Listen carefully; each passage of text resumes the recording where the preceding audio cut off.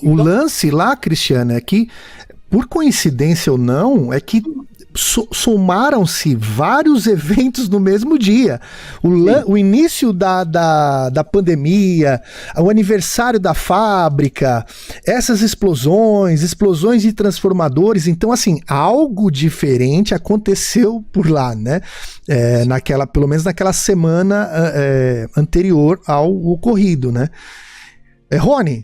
E quando, só um instantinho, fala. E quando eu perguntei para a menina lá, poxa, mas hoje é aniversário da cidade, ela, sim, é aniversário da cidade não, da Imbel, sim, da fábrica lá a menina falou, não, a gente está acostumado com os aniversários da Imbel e eles explodem umas bombinhas lá, caseira, sei lá, que é bomba de pequena proporção. Mesmo porque eles não iam ficar detonando o próprio estoque de armamentos, né? Então, são dois fatores completamente distintos. As explosões em comemoração do aniversário é pela manhã, lá na fábrica, e bombinhas, que estoura que é como se fosse vamos comparar com o cabeção de negro, que a gente conhece das festas juninas da nossa época? Sim. Um pouco mais do que o cabeção de negro. Vamos botar aí um pacotinho com 5 cabeções de negro.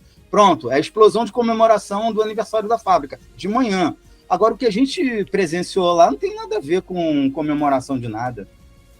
Pois é. Fala, Rony.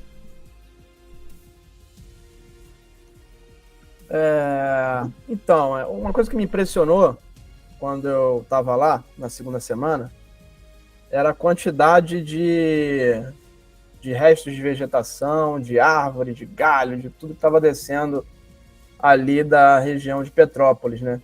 Para quem não sabe, Magé fica na parte baixa, e aí você tem uma grande subida, uma grande estrada de subida em rampa, que vai para o que eles chamam de raiz da serra, que é a base da serra, meio da serra, alto da serra, que é quando você chega perto de Petrópolis, que é já a região de serra, e aí aquela região toda do entorno, ela é a montanha ali, a região de Serra dos Órgãos, como o Cristiano descreveu, que pega não só Petrópolis, mas pega várias outras cidades, uma região enorme de preservação ambiental, que é o Parnaso, que é o Parque Nacional da Serra dos Órgãos.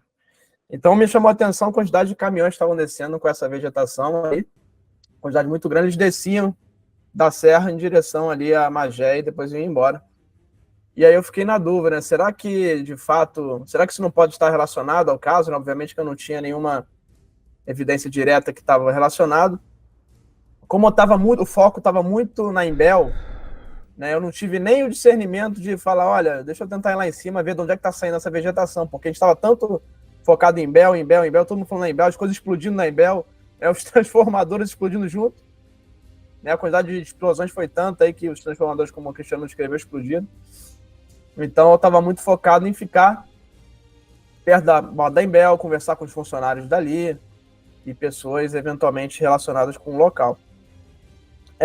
Mas essa foi a coisa que mais me chamou a atenção e que me levou a depois, que eu posso comentar, a pesquisar se algo não teria ocorrido fora da Imbel e não naquela organização militar ali. Bom, e é isso que eu queria falar, né? Que hoje a gente tem esse foco na Imbel. Mas eu tive a oportunidade de conversar com algumas pessoas, né? Desde o lance desse caso. E algumas pessoas até mencionaram essa possibilidade que o Rony falou, né?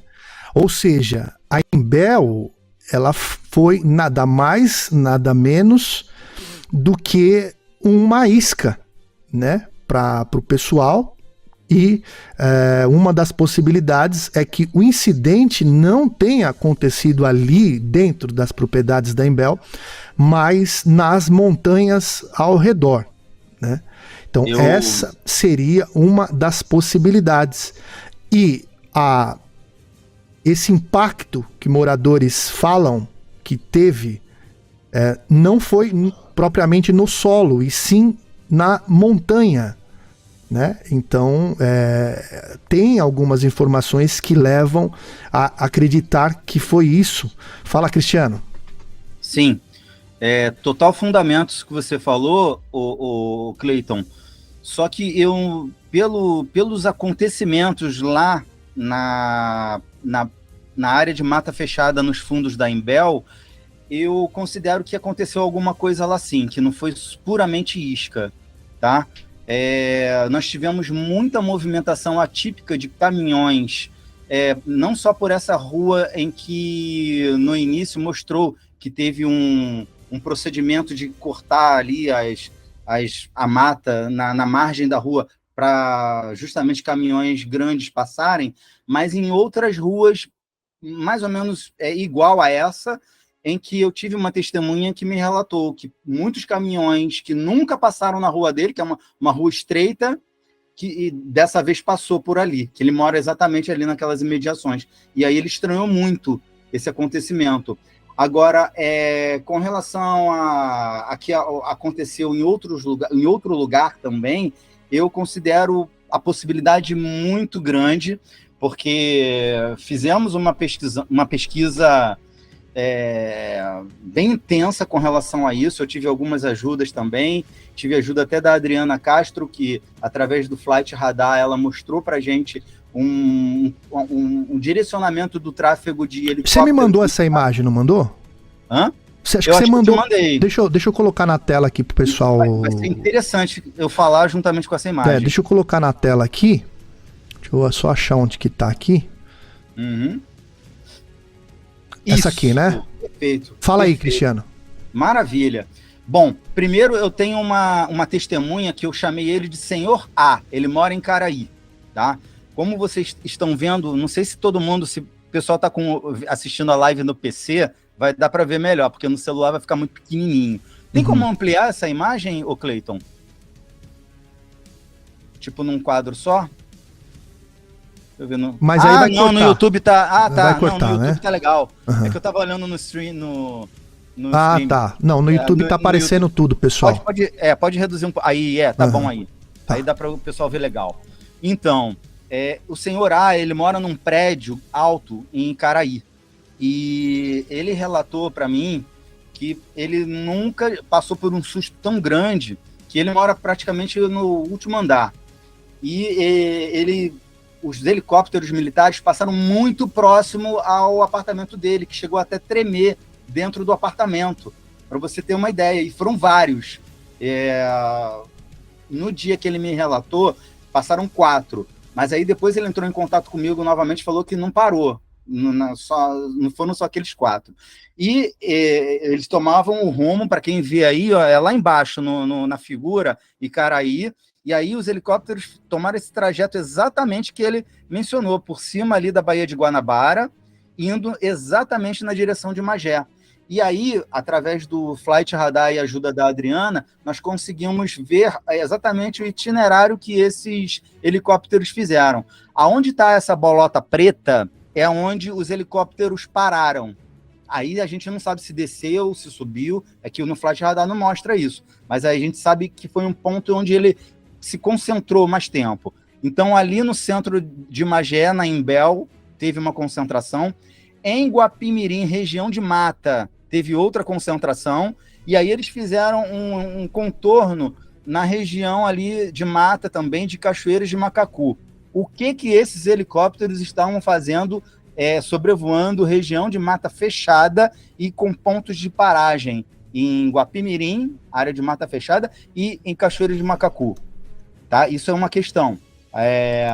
E aí, vamos apurar, vamos ver o que a gente consegue apurar de informação que corroborem, que nos ajudem a investigação do caso de Magé.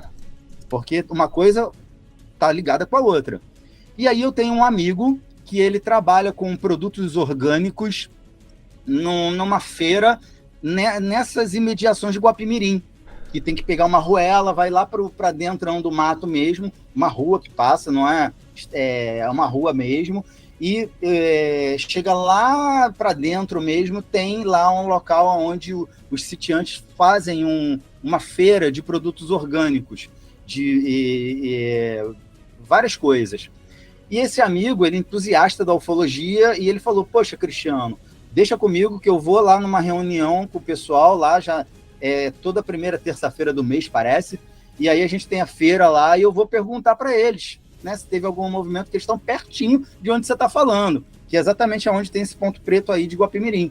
Beleza, esperei ele me retornar com as informações, e aí ele falou, Cristiano, não me peça mais para fazer isso, porque eu não vou fazer, não. Poxa, meu amigo, mas o que houve? O que aconteceu? Rapaz, aquele pessoal lá da feira, lá de Guapimirim, é um pessoal muito bacana, um pessoal para cima, espontâneo, a gente conversa, troca ideia. Rapaz, foi quando eu perguntei a respeito disso, falei do acontecimento de Magé e tudo mais. Quando eu falei de Magé, o pessoal já fechou a cara. E aí, quando eu perguntei se teve alguma coisa aqui na região, aí eles me trataram até mal. Olha. Ou seja, ele falou que ele ficou muito decepcionado com... Aí eu falei até para ele, cara, não faz isso. Não fica decepcionado, não, porque se é o que eu estou pensando que aconteceu, eles têm a razão deles de estarem assim. E só isso que você está me dizendo já está bom. Já corrobora com um monte de coisa. Porque da mesma forma que o Rony, eu sou ex-militar, eu sou ex-fuzileiro naval, eu sei como é o proceder. Né? Se foi uma investida lá dos militares para aquele pessoal lá da feira, é exatamente isso. Eles chegam de uma forma assim um pouco rude, se é que foi isso. Eles chegam de uma forma, de certa forma, rude, e o pessoal vai se fechar mesmo. Então, na minha cabeça, funciona da seguinte forma. Pelo fato de tanto acontecimento em Magé, ali na região da Imbel, as explosões, o falecimento de um funcionário, gente, aconteceu uma tragédia. É o que mostra que aquilo não foi um enfeite, entendeu? O que aconteceu ali na Imbel, aquela ação que estava acontecendo nos fundos ali da Imbel, aquelas explosões, não foi uma jogada de isca, porque teve a morte de um funcionário, para vocês verem o tamanho da manobra que estava acontecendo ali dentro. Então é por isso que, para mim, eu acho que aconteceram 1, 2 ou até 3 quedas de alguma coisa, entendeu? Porque teve ação na Imbel, teve ação em Guapimirim, não sei se lá na Cachoeira de Macacu também, porque os helicópteros voaram por ali também.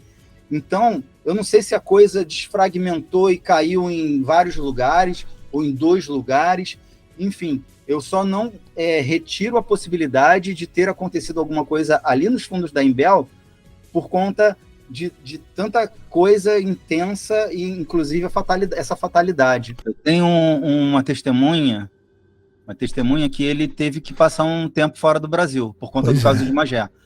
Ele voltou tem pouco tempo.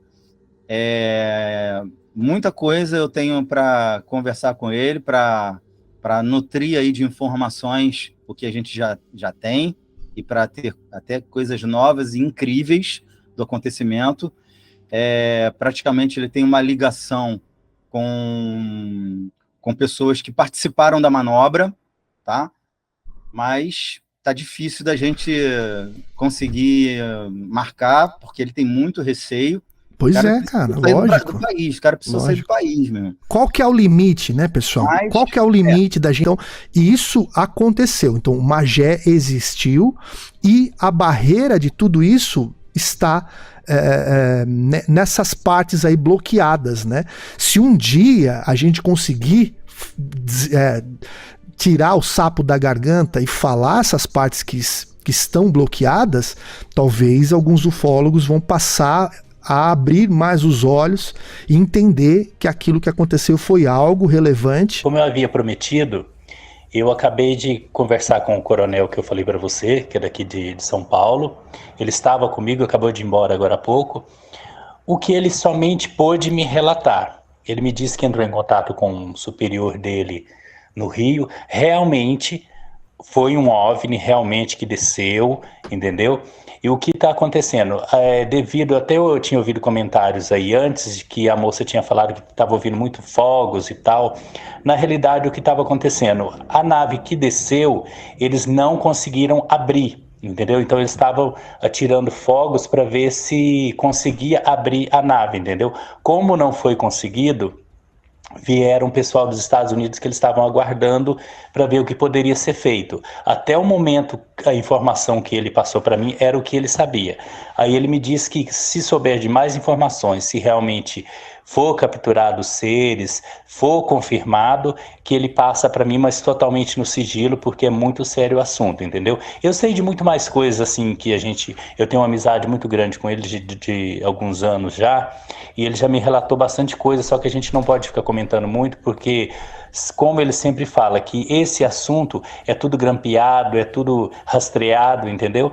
Então, assim, ele falou assim que é fonte segura. Realmente é uma nave que desceu. E está sendo muito, muito bem vigiado, entendeu? Tanto o aspecto aéreo quanto terrestre, entendeu? Então, assim, vai surgir várias fofocas mesmo, que é mentira, que é isso, que é fake e tal, mas que já foi confirmado. Então, agora vamos aguardar. Eu vou esperar mais um pouco. Ele me disse para mim entrar em contato com ele, ou provavelmente até no domingo, que ele vai ter mais coisa para passar para mim. Beleza? Boa noite para todo mundo.